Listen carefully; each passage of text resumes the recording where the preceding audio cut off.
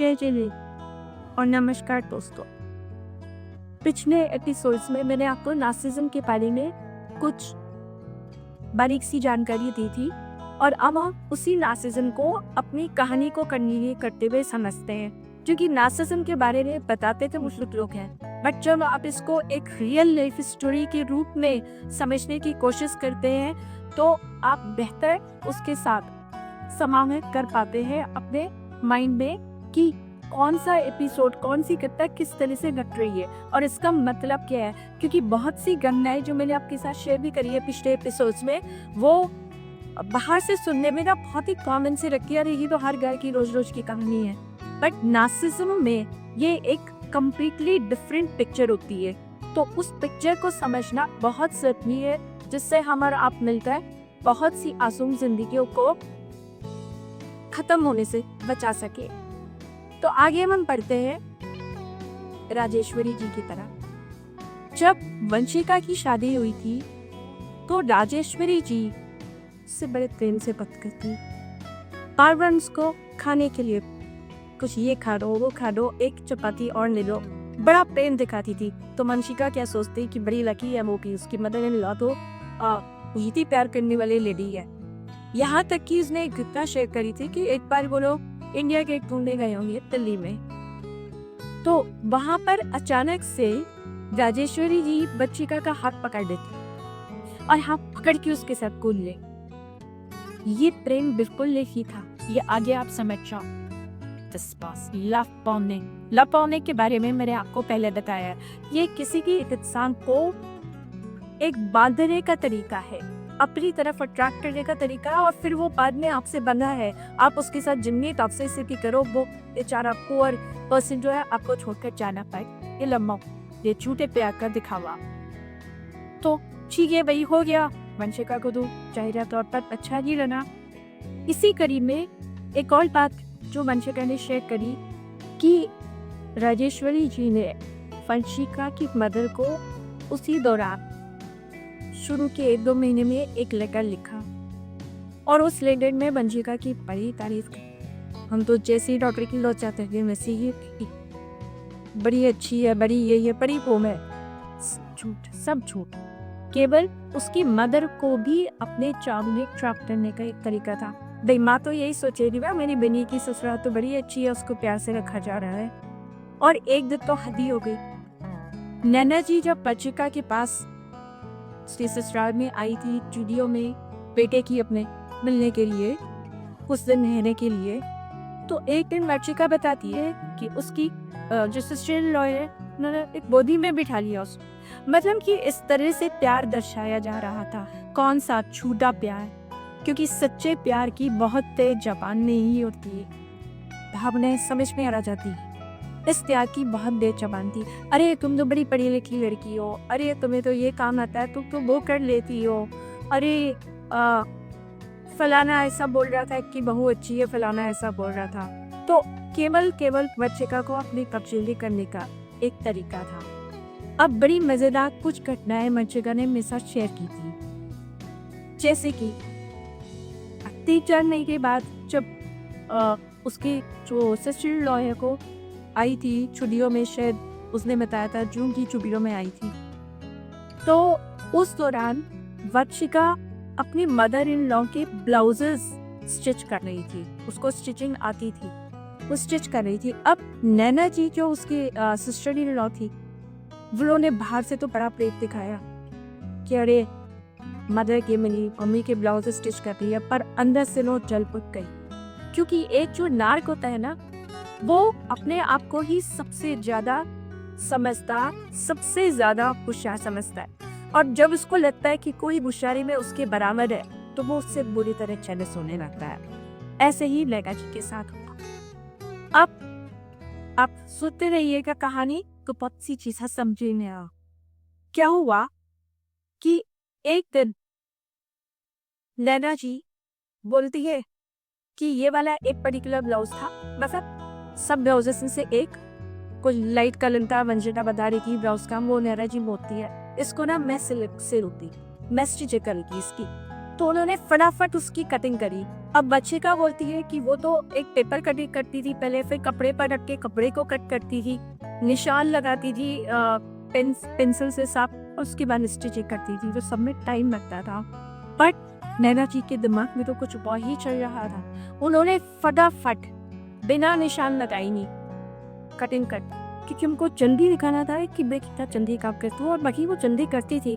पर अभी मैं आपको आगे बताऊंगी कि जल्दी का काम क्या होता है और आराम से किया हुआ काम कैसा होता है। तो उन्होंने कटिंग करी इतनी जल्दी में कि जो ब्लाउज की आस्ती थी, ये वाली जो आस्ती होती है, उसका कपड़ा ही गड़बड़ हो गया, कपड़ा खत्म हो गया। अब मार्केट जाके उनको दोबारा से कपड़ा पड़ा। और वंशिका को मैं आश्चर्य भी रह गई जब उन्होंने 2 महीने के अंदर उस ब्लाउज को स्टिच करके बटन लगा के सब कुछ करके तैयार कर दी। और वो मान गई कि हमें मेरी सिस्टर का तो बड़ा तेज काम करती है, मैं को थोड़ा स्लो ही हूँ शायद।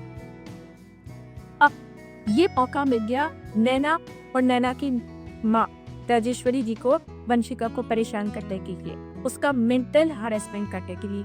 धीरे धीरे क्या शुरू हो गया राजेश्वरी जी का कि वंशिका तुम ना बहुत स्लो काम करती हो। नैना कह रही जी तुमसे काम नहीं होता, तुम बहुत सारा दिन में काम कर। बहुत टाइम तक वो पैसा सुनती ही रही, काफी महीनों निकल गए यही सुनते। इस बीच में और भी बहुत सारी घटनाएं जिसका जिक्र मैं अभी करने वाली हूँ। बट महीनों के बाद जब वो थक चुकी थी घर में जो पूरा उसके साथ वो अब समझने लगी थी, तो एक दिन वो अपना सिला हुआ ब्लाउज ली, मतलब उसने जो सिला था राजेश्वरी जी के लिए वो ब्लाउज दी, और एक उनकी बेटी ने जो सिला था वो ब्लाउज आई। उन दोनों ब्लाउज की स्टिचिंग में जो कि आसमान का बदतर था, पूरी गले की पट्टी ढीली हुई थी, बहुत ही खराब स्टिचिंग थी। अब राजेश्वरी जी उसको देखकर तो कुछ, क्योंकि बच्चियां बोलती है कि देखिए वो आराम से किए हुए काम में जिसमें कि टाइम लगता है उसमें नीटनेस होती है, और ये जल्दी किया हुआ काम है कि ये ब्लाउज की स्टिचिंग किस तरह की है, उसको मजबूर होकर ये सब मिलना ही पड़ा। अब क्योंकि वो आंख से सामने ही दिखाई दे रहा था, उसको तो झुटलाया नहीं जा सकता था, और वो भी वंशिका के सहारे। किसी और के आगे होता तो राजेश्वरी ही झूठ बोल देती कि नहीं वंशिका ने ये सिला है और ये मैंने सिलाई मेरी बेटी ने करी है, क्योंकि नार्सिसिस्ट का काम ही झूठ पर ही वो पलते हैं, झूठ का ही वो खाते हैं, झूठ ही वो जीतते हैं। उनका एक ही मकसद होता है दूसरों को बर्बाद करना। और ये जो दूसरे होते हैं ना, ये नियर डियर पंसी होते हैं, उनके बहुत करीबी होते हैं, क्योंकि और जो उनसे दूर है, जो दूर के रिलेटिव्स है या फ्रेंड्स है, जिनसे का ज्यादा कुछ लेना देना नहीं है, उनको तो बड़ा चार्मिंग दिखाई देते हैं बाहर से। तो ये तो घर वाले ही जानते हैं कि भाई क्या हो रहा है। तो राजेश्वरी जी बोलती है अरे भाई सच में ये तो बड़ा गड़बड़ ब्लाउज है, एक काम करो तुम इसको खोलकर ठीक कर दो। अब आप बताइए ब्लाउज की पटिया अगर आप खोलोगे तो उसका नेक साना खराब जाएगा, उसका मुंडा साना खराब जाएगा। तो वंशिका ने बोल दिया कि इसका तो कुछ नहीं हो सकता, आप एक और दूसरा बनवा लेना। इसी कड़ी में आगे बढ़ते हुए एक तो बड़े ही मजेदार बात उसने बताई। उसने ये बताया कि जब भी लैला जी मैं आती थी अपने 20-25 दिन के लिए गर्मियों में, तो उनके जो कजन्स रहते थे पड़ोस में, उन कजन्स को अपने यहाँ लंच डिनर पर बुलाते थे, और कजन्स भी इन लोगों को लंच डिनर पर बुलाते थे। तो नैना जी और राजेश्वरी जी ने मिलकर प्लान लगाया कि कजन्स को लंच पर बुलाएंगे। तो कजन्स के पास इनविटेशन भेज दिया गया कि भाई इस दिन आपको लंच पर बने आना। अब वैसे तो उनके यहाँ कुक थी, बट आप तो जानते ही है ना, जब भी क्या होता है मेक्स जो है वो छुट्टी मारी देती है। जब कोई घर में आने वाला हो तो उनके पास अच्छा मौका आता है छुट्टी करने का। इसी तरह से उस दिन उनकी कुक ने भी छुट्टी कर दी। बट उससे पहले उनमें बहन में बताना चाहूंगी, क्योंकि मुझे बड़ी हंसी आ रही थी सुनता, तो आपको भी आप ही एंजॉय भी करोगे इसको। वंशिका ने मुझे बताया कि मेन्यू प्रिपेयर हुआ। मेन्यू में क्या प्रिपेयर हुआ कि हम छोले भटूरे बनाएंगे, और हम 3 की पकौड़ी बनाएंगे, और स्वीट में कस्टर्ड बनाया जाएगा, और कुछ छोटी छोटी आइटम्स और थी। अब क्योंकि नैना जी और राजेश्वरी जी तो अपने आप को खुद ही ज्यादा होशियार समझती थी, और वो बच्चा का हम कल की आई जो बच्ची थी को तो बसेरी बेअक्ल थी ना, वो कुछ शो करती थी। तो नैना जी के वंशिका से क्या बोला कि तुम सुबह हो बेटा कस्टर्ड बना के रख देना, क्योंकि सुबह तो बच्चे का कोई उठना होता था, मोटर चलानी है, पानी पहनना है, वो लोग क्यों उठेंगे? वंशिका ने कहा ठीक है, मैं कर दूंगी ऐसा। और उसके साथ ही छोले भटूरे के लिए भटूरे का आटा गूंथा गया, वो पहले दिन रात में उसमें कुछ आटे में मैदे से बनता है नॉर्मली, मैदे में कुछ इंग्रेडिएंट्स नैना जी ने डाले। तो वंशिका जैसे उन्होंने दही डाला था, तो वंशिका कहती है कि इसमें थोड़ा सा बेकिंग पाउडर भी डाल लो। तो एज यूजुअल नैना जी भी इससे क्या बोलते हैं, अरे नहीं इसमें बेकिंग पाउडर की डाल लिया, दही से गूंथे है ना, किसी से बोलना मत, सब पागल ही सब के लिए, तुम्हें रुकती में रखा लिखा नहीं। अब वो चुप हो गई क्योंकि उसको सब कुछ बनाना आता था और उसने याद किया कि भाई हमारे घर पे तो ऐसे ही बेकिंग पाउडर डाल के बनता, और थोड़ा साइंस भी अप्लाई कर कि जब आपने कर्ड डाल दिया तो कर्ड उस जो डो है उसको लाइस कैसे कर पाएगा जब तक उसमें सोडा बेकिंग पाउडर जब तक रिएक्शन नहीं होता। उसको ये बात अच्छे से समझ आ गई, तब वो क्यों बोलती नहीं और उसको इस तरह के जवाब दिए जाते थे। वो चुप ही रही कि ये खुलेगा कैसे, चुपचाप लेकर अपने कमरे में जाकर सो गई। एक और चीज जो रात नहीं, जू की दरबी में दही की पकौड़ी बनाने के लिए मूंग की दाल को रात को लिख दिया था, और मूंग की दाल बड़ी जल्दी फूल जाती है और उस दिन झाग आकर और बारिश में लाने लगती है, वो खराब हो जाती है। और क्योंकि बंशी ने वो कुछ रोकती भी थी, चुप रही क्योंकि उसकी बात तो वैसे भी किसी के सुनने की थी। अब नेक्स्ट डे क्या हुआ, मॉर्निंग में एज यूजुअल मैं छुट्टी मार गई जैसे इसको पता चला कि एक यहाँ तो गेस्ट आने वाले हैं। अब वंशिका ने तो सुबह उठकर उससे जो बोला गया था कस्टर्ड बनाने का, वो उसने बना के रख दिया था। सुबह ही 5 बजे बनाया, 7-8 बजे तक वो ठंडा हो गया, उसको उसने फ्रिज में रख दिया और फर्स्ट क्लास कस्टर्ड बना था, तो उसका काम तो खत्म हो गया था। अब जो नैना जी हैं वो देखिए जब 12 बजे तक वेट नहीं गई तो फटाफट से उन्होंने काम करना शुरू किया और वंशिका उनकी हेल्प करने लगी, दोनों मिलकर काम कर रही थी। दाल को मिक्सी में पीसा गया।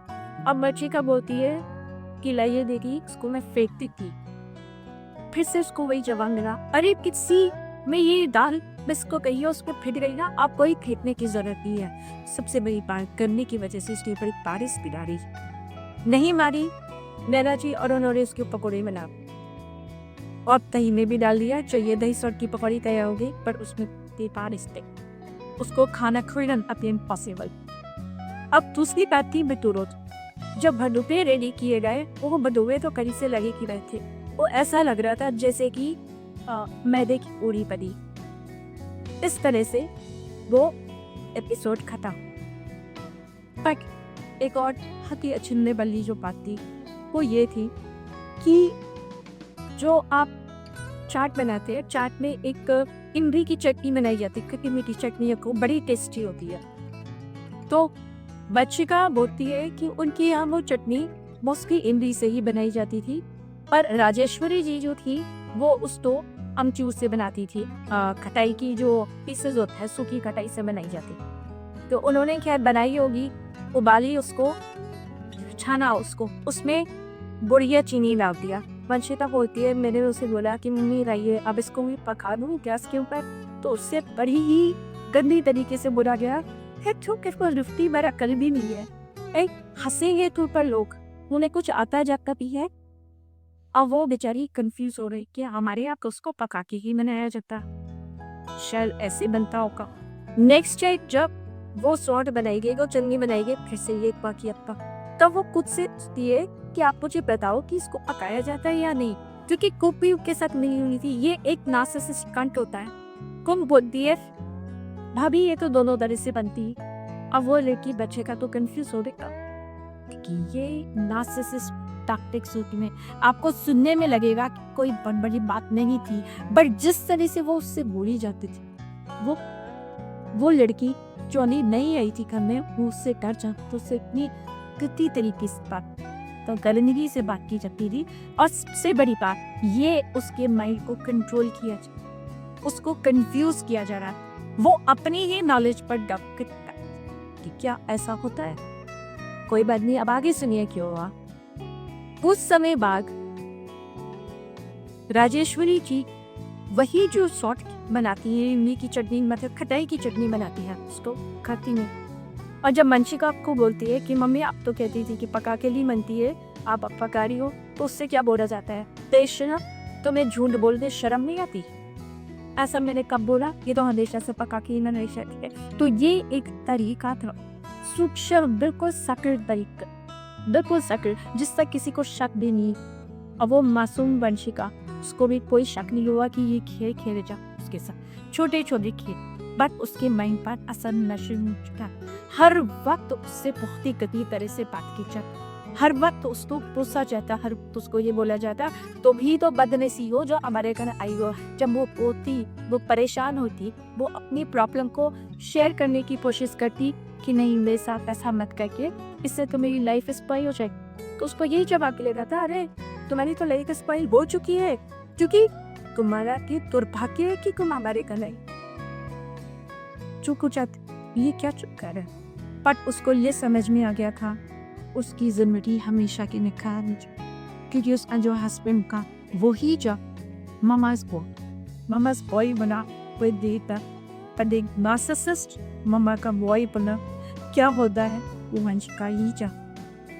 इस तरह से इसकी गाड़ी आगे का ही। मेरा हर बार की तरह आपसे फिर से अनुरोध है कि आप इन चीज़ों को हल्के में ना लें।